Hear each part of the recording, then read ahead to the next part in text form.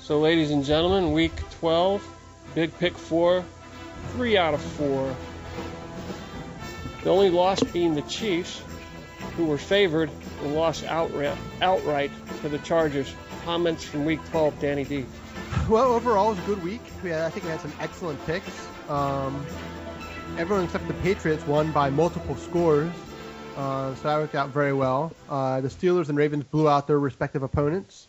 The Chiefs, they would have covered if they decided to actually play a cover 2 defense at the end of the game, having 2 safeties back in a prevent, instead of saying the Chargers go right down the field and do whatever they want. But unfortunately, it didn't work out that way. But overall, I think it was a very good week. It was, we could get us back on track. How the hell did the Patriots pull that out?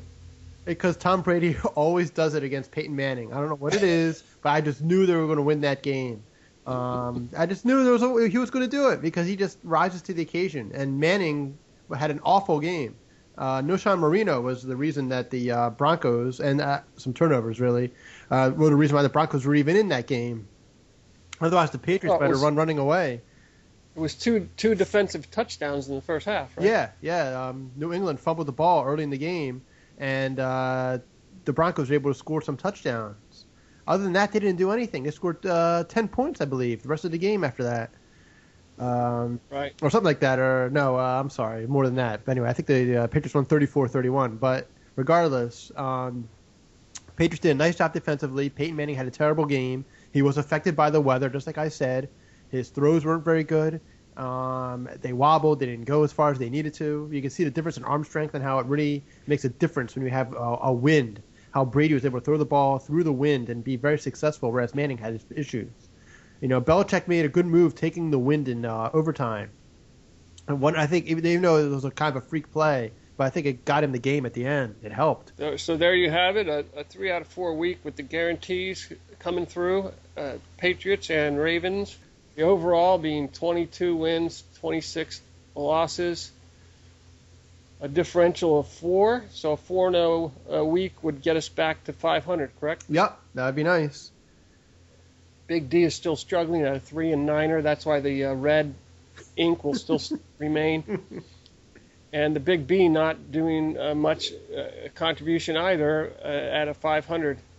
I've gotten 2 of the last 3, so I'm doing a little bit better recently. So, ladies and gentlemen, we will now have the Week 13 fact.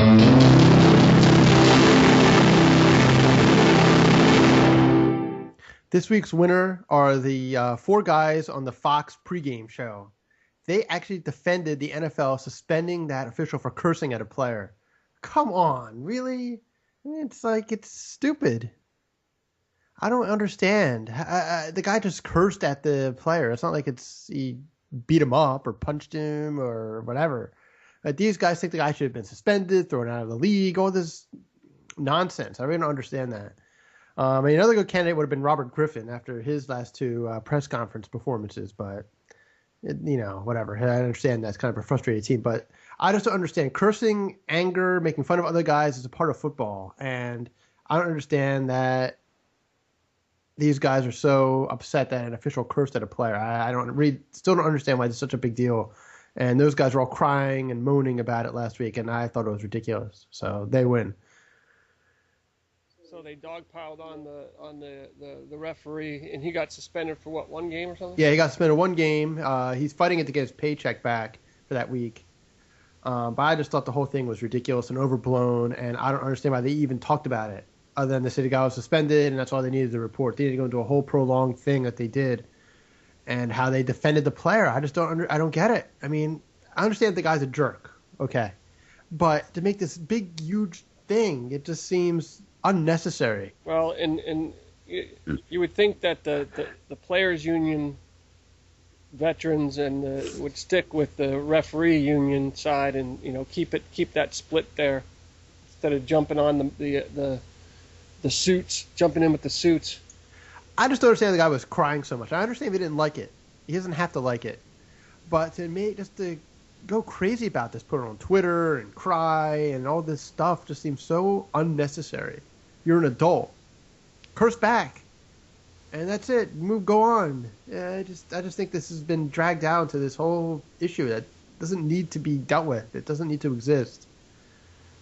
So there you have your man violation being Jimmy, Howie, Terry, and who am I missing? Kurt Menefee. Kurt. And that was Badge of the Week. That wasn't the man violation. Correction, Badge of the Week. So we'll now have our first combined pick for Week 13 from Danny D. All right, Big Pick 4's first combined pick this week is we're taking New England at Houston. New England is favored by 7.5. Houston has lost 9 games in a row. They're awful. They've given up. They lost to Jacksonville. Jacksonville covered the spread and beat them last week. They scored a whole 6 points against them. The whole situation's a mess. I know the coach had that mini stroke, but I really think that had nothing to do with anything. I think a lot of the veterans have quit on that team, which will be a theme of the show, by the way. They played horribly defensively, offensively, and special teams. It seems like they had their best game against the Colts. I mean, they blew that game. It's just been completely downhill after that because they still had an opportunity to turn their season around at that point, and they didn't, and that was it. It blew up in their face. And they've been putrid ever since. I understand it could be a little bit of a letdown game for New England, but I just don't think Tom Brady and Bill Belichick allow that to happen because they still have everything in front of them. They get home field advantage in the playoffs. And I believe they will benefit from playing inside.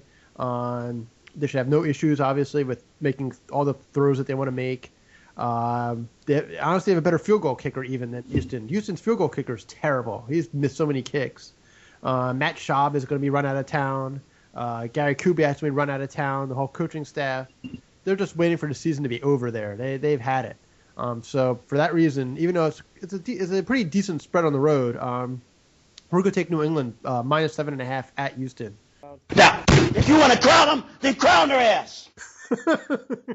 And let's have the second combined pick, Danny D. All right, our second combined pick this week is the New York Giants at the Washington Redskins on Sunday night. The Giants are favored by 1 point. We are taking the Giants. The Giants have had their 4-game winning streak snapped by Dallas. But overall, the Giants have been playing fairly well over the last month or so, month to 6 weeks. The Redskins have been awful. Their defense is awful. Griffin might be hurt. Mike Ratface Shanahan might be gone from the team soon at the end of the season because he said Super Bowl or bust at the beginning of the season, and they're not going to make the playoffs.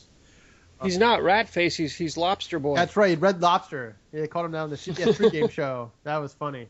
A little too much time in the tanning bed. But they're horrible. Their defense is horrible. They give up a lot of big plays. Alfred Morris has quietly had an excellent season for them, but he's not enough. Pierre Garçon hasn't really done a whole lot. The offensive line is small and struggled a lot lately. Teams are just blitzing the hell out of them, and they have no way of stopping it. Because of that, we're going to go with the hotter team and go with the Giants. It's a small spread on the road. As I said, Washington just came off a humiliating loss on Monday to the 49ers, and I don't really see how that's going to change. They just seem to be going in 10 different directions at once, and none of them are the right direction. And because of that, as I said, we're going to take the Giants -1 at Washington. Well, and the pickings are a little slimmer this week, being that we already had 3 games on Thursday, right? Yeah, there's 3 Thursday games. None of those picks are jumping out. The only pick that's jumping out at me from Thanksgiving would have been the second game, right? Dallas? Yeah. Yeah, they didn't cover. I think they're favored by 9, if I'm not mistaken, for that game. And they certainly did not cover in that game. Detroit covered easily. And what's it called? Baltimore didn't cover either. I think that was a 3.5, and they only won by 2 because Pittsburgh screwed up the 2-point conversion at the end of the game. Well, out of the 3, I would have taken Green Bay. I didn't think Detroit, after 9 Thanksgiving losses, was going to, make the spread like that. I disagree. I thought they were going to kill them. Green Bay has been awful since Aaron Rodgers. They're 0-5-1, I think, in the last 6 games. Or 0-4-1, something like that. They're not very good. Their defense has been just crushed in recent weeks, giving up well over 400 yards each of the last 4 or 5 weeks. The one that shocked me, actually, was the Raiders. I thought Dallas would win that game by 2 touchdowns, and they made a game of it. That was really impressive. The other thing was I would have probably taken Pittsburgh in that Baltimore game. I would thought that was going to be a close game, and it was. But the one that shocked me was the Raiders that actually stayed in that game for as long as they did, because they're just. Did not the Raiders who dropped the ball on the opening kickoff? That was the Cowboys, and the Raiders picked it up and scored a touchdown. Yeah. Right.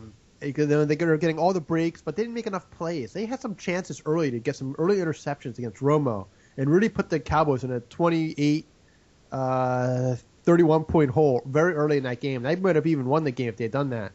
But they kept dropping the interceptions, and because of that, it left the Cowboys in the game, and they scored a very important touchdown before the half. They make it 21-14, and that was it for the Raiders after that. They scored only 3 points in the second half, and Dallas scored 17. So that was the game. So there you have your combined picks for Week 13 being your St. Patty's and your Giants. We will now have a word from our sponsor. Canadian, please. Ooh, Mr. Canadian. Mr. Canuck. Where's your pet beaver?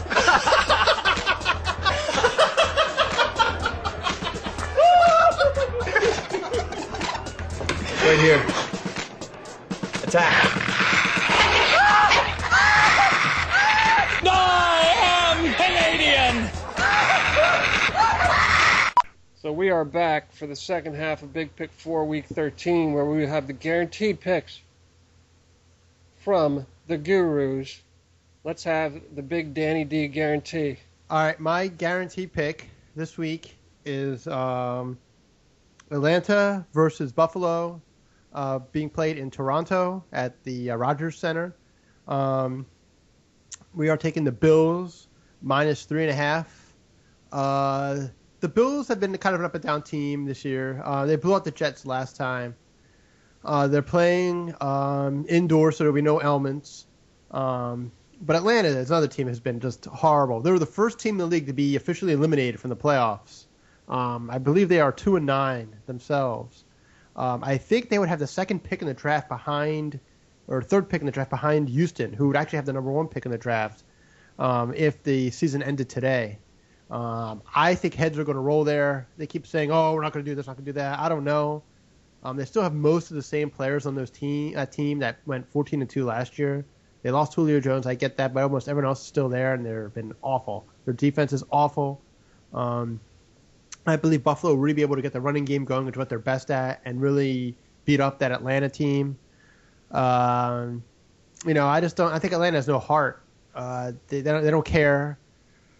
The coach has to be. I mean, the guy I believe is 1-4 in the playoffs, which isn't very good. Now this season, I think just compounds the problem, and I would not be shocked if he's out. Now, I mean, we'll have to see what happens, but this team has Super Bowl aspirations, and they suck. So for those reasons, I like Buffalo. I mean, they play hard under Doug Marrone, the new coach. C.J. Spiller said he feels better this week, so he should be more of a factor. Their defense has played hard the whole season. So I think I want to go with Buffalo just because I like everything that's happening there.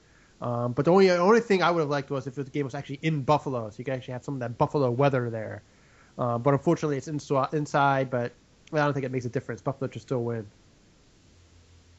So the Big Danny D guarantee to try to get his record a little bit closer to 500 would be your Buffalo Bills. So you're telling me there's a chance? Yeah! My Big B guarantee for this week is San Diego -1. I like the way San Diego's been playing, and Cincinnati is 2-4 in the last this year on the road. And I just think that San Diego's playing well, and they're on their way up. And I don't like the way Cincinnati plays at home. Plays on the road. All right, so there you have it. You're picking your San Diego Chargers, and we will now have the Week 13 man violation from the chief violator himself, Big Brian B. All right, my Week 14 man violation is people that I was inspired by watching on the news, and they were talking about Xbox One and people who would, miss work or, get in line at 3 in the morning to pick up their Xbox One, and that happens with, like, video games, Halo, Madden, people who actually wait in line at 3 in the morning to get the first one or whatever, and then play it, and they miss the whole day of work. I think that's a man violation. They're dorks and nerds. So that's my man violation. I think the world could be thankful that you don't play video games, because surely we would have another mass murder mall shooting on our hands if you did. I used to. I just don't have any money to buy a new system. Dan gave me one, but it didn't work. So thanks, Dan, for the broken PS2. You're welcome. Thanks, Dan, for the Pokemon that didn't work. Yeah, sure. Pikachu. So let's recap week 13. We're picking all favorites. Some of them are, a couple of them are basically pick'ems, to being the Giants and Chargers, but they are all favorites. The guarantees are home teams, and the away picks are the combined teams, or the away teams are the combined picks. Yep. Any comments, Danny D? I think we have some solid picks here. I think we're going with some hot teams. We're going with a couple of teams that are just 3 teams actually who are just struggling unbelievably in the Redskins, the Texans, and the Falcons. As you know, as you get later in the season, I think it makes it a lot easier to pick some of these games. Whereas week 3, 4, 5, you don't know what you have. Chargers coming off a big win they had last week. We'll see how they show up. It's a small spread, which is good.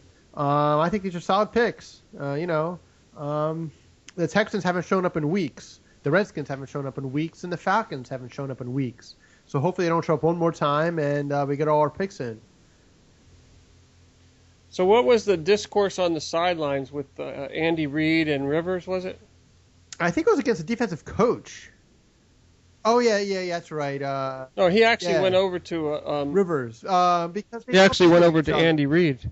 Randy was turned around yelling at the official or something on a play at the sideline, and Philip Rivers came up from behind him and bumped into him.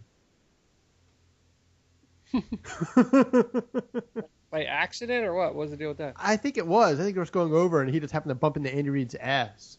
It was a little weird, but whatever. Andy Reid needs to be mad at his defensive coordinator. That's who he needs to be mad at. Whatever game plan that guy had was awful for that game. Philip Rivers just marched right down the field. That was ridiculous. I understand the 2 best pass rushers are out, but you can play coverage in that situation. You don't want San Diego to complete anything deep. You want to keep everything in front of them because time was running out. They didn't have any timeouts, so you had to keep the clock moving. And they did a real poor job with that. So if anyone's be mad, should be mad at him. I mean, Andy Reid has poor time management skills anyway, as we all know from his years and years in Philadelphia. But that's who you should be mad. You shouldn't be mad at Philip Rivers. Philip Rivers played great and won the game, and their defense is the one that failed them. And it'll be interesting to see what happens as the season goes forward here, especially if they lose to Denver again, because that means that they won't win the division. And it'll be interesting to see what happens. They'll probably have to play a road playoff game, and we'll see what happens with that. But you're saying struggling teams. The Giants are considered struggling, are they not? No, they've won 4 in a row before last week. They've obviously lost their first 6, which isn't good. But, they've just played better. And you can see the difference in that team. They still feel they have something to play for. The Redskins and Tom Coughlin isn't going anywhere. And Eli Manning isn't going anywhere. Whereas you can see there's some sort of problem between Shanahan and Griffin. They've had some sort of dispute there. They're not seeing eye to eye. And the team, their defense has been terrible. The Giants' defense has gotten better as the season progressed. Whereas the Redskins' defense has been static. It's been bad. The whole year it hasn't gotten any better at all. They give up a ton of yards in the air. They can't stop the run. The Giants will be able to do basically whatever they want, like the 49ers did. The 49ers won that game without doing anything on Monday because the Redskins are so bad. They get a lot of penalties. They just don't play well. I mean, I understand the Giants aren't a great team. Neither team's making the playoffs. But the Giants are a better team right now than the Redskins, and they should win. They still want to win. They're still competitive. Even though I don't think the Redskins still have that drive anymore. So there you have it, picking all favorites. 2 on the road being the Giants and the Pats, and 2 home teams, which are the guarantees, being the Bills and Chargers. I just don't feel good. I just don't feel good. I've had a tough day. I walked home in the rain. Had to wear a paper bag over my head. You know, I gotta take the train back, and it's a long train ride. Yeah, it's take two. Yeah, it's take 2 train rides. One's a 5-minute train ride. The other one's a 15-minute train ride. I don't know. And I was trying to help SEPTA because I remember a couple years back on New Year's Eve, I was yelling at the homeless guy that was spitting on the train, and Brian thought I was getting out of line. I'm like, no, you don't just let people come on a train and spit on the floor. Yeah. And he was all bent out of shape, like I was causing a big scene. I'm like, oh no, I don't just sit on a train and let some homeless dude come on and start, hawking Lugers onto the floor. You know, he still talks about that. He thinks you're crazy for talking to homeless people.